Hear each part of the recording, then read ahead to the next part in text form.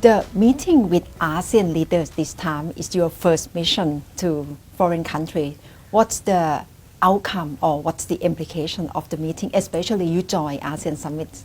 Well, let me start by congratulating Thailand for excellent organization of the ASEAN summit and related meetings. The reason to be here is also because we had a very important conference jointly with the Bank of Thailand on financial and monetary issues. So we combined those two for a very productive visit. On the ASEAN summit, let me stress that leaders showed tremendous commitment to cooperation on very important topics. One, on sustainable development, making progress towards the sustainable development goals. Two, on cooperation on trade. And that, I believe, is hugely important at a time when growth is being slowed down by trade tensions. ASEAN is a bright spot in the global economy, region that is growing rapidly and using the prospects of growth for the benefit of the population and for underpinning sustainable and inclusive growth for the future. But trade war seems to be an issue for ASEAN. ASEAN is in the middle between the US and China. What do you see implications of trade war in the region and for Thailand in particular? We have already felt how trade tensions reflect on the world economy. In fact, IMF has calculated that US-China trade war translates into $700 billion less in global GDP by 2020. Therefore, trade peace is important for everybody, including for the ASEAN countries. It was very encouraging to hear both US and China right here in Bangkok to commit to reach an agreement that would allow this cloud of trade tensions to move away. I can see already how that has impacted Thailand. Manufacturing has gone down because regional and global value chains are impacted. Investments have slowed down, and that has led to growth in Thailand also slowing down. I'm very hopeful that a deal between the US and China would ultimately benefit everybody, but we have to admit that damage has been done and it has to be repaired. What's your take to emphasize on trade truce? Because it's the word that you emphasize many times during IMF annual meetings. What do you reckon that trade war can be changed to trade truce? It requires a good understanding that everybody loses in a trade war. And IMF has put out the evidence that this is indeed true.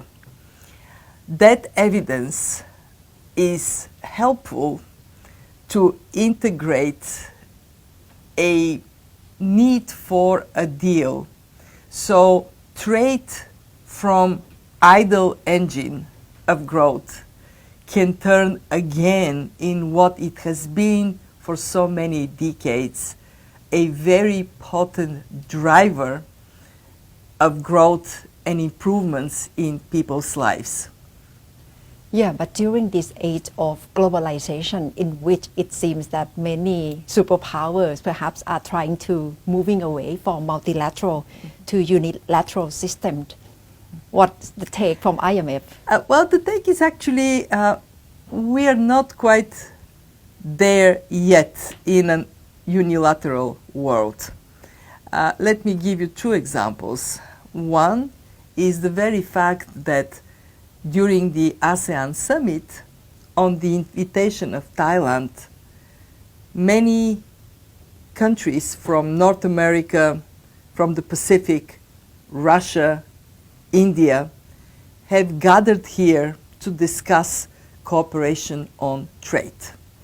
And a second example is that during the annual meetings of the IMF, all 189 members have agreed to provide financial resources for the IMF to be strong in case there is need to serve as a buffer to the world economy. So we are able to make decisions that are good for the whole world. It just takes more perseverance now, and all we have to do is relentlessly present the evidence that everybody benefits when we work together. In the world situation, you make your point that you strongly advocate for women to participate more in the global economy, especially to have more female participation in labor force. What is your take if women cannot really contribute to economic growth? What's the culture barrier, or what can you see? Let me start from ASEAN.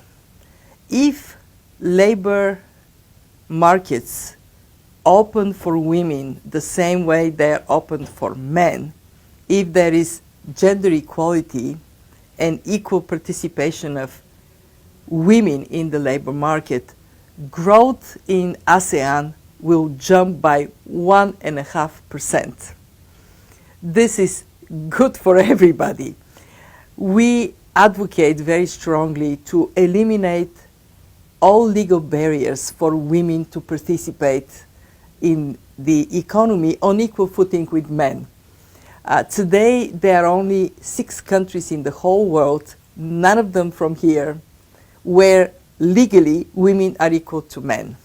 We also have to do everything possible to encourage women to graduate from universities, to take on more serious studies in science and technology, and to be brave to step up in decision-making roles in public and in private institutions. Part of the problem is us. Women very often don't apply for senior positions. For us at the IMF, we still have more men than women in senior jobs. So my message to our women at the fund and to all women everywhere is dare to step up. Stand for yourself, because when men and women participate, we make better decisions, we are more productive, and life is more enjoyable. What has taken you to have come this far, if you look back for your own profile? Well, what has taken me for my generation is work harder than the men to be equal. I have put more hours and did more than my colleagues men to be equal with them until I got up at the position of authority that I am today. I took that positively, thinking, well, I work harder than the men. Now I know more than the men. I can beat the men. But I don't want my daughter and my granddaughter to have to work harder to be equal. I want them to be equal just because they are. So it means that women have to work harder Of in my order to generation, get noticed. of my generation, because there were many more men than women in senior positions. That is now gradually changing, and I strongly believe that when we have equality, then this prejudice towards women would go away. And I can see it whenever we reach a critical mass of women in senior positions, the conversation changes and the confidence of women to stand for themselves is boosted. So all we have to do is catch up with men at high level of seniority and then encourage younger women to dare to step up. Another point that you try to emphasize is to encourage young generation to work in technological disruption, in fintech, in financial market. What's the message you like to tell young generation of Thailand to cope with the change? Well, work hard, be yourself, engage on matters that concern your life. I see the young people being so dynamic and so capable, but sometimes not quite engaged in public debates. They say, well, this is for the older generation. Well, it is your future. Take hold of it. Thailand is now pursuing Thailand 4.0 and ASEAN Summit, they discuss a lot of Industrial Revolution 4.0. What's your take on Thailand? Are we following the same path, or what the measure that Thailand should do more? Well, Thailand is doing quite well in growth and pursuing reforms that can bring 4.0 to be the reality of the economy here. Congratulations for that. It has to do even more. Invest in quality of education. Make sure that innovative businesses are given free space to prosper, remove all the red tape that may be on their way. Invest in the basic infrastructure, physical infrastructure, digital infrastructure, and strive to be ahead of everybody else. Because the whole world is now going digital, and Thailand ought to speed up to be an economy that is truly highly competitive in this fast-moving world. You are the first IMF director who are from an emerging economy. What's the direction that you are going to move IMF forward? I very strongly believe that because I'm the first managing director from an emerging market economy, I have an added responsibility to make sure that IMF evolves with the world around us.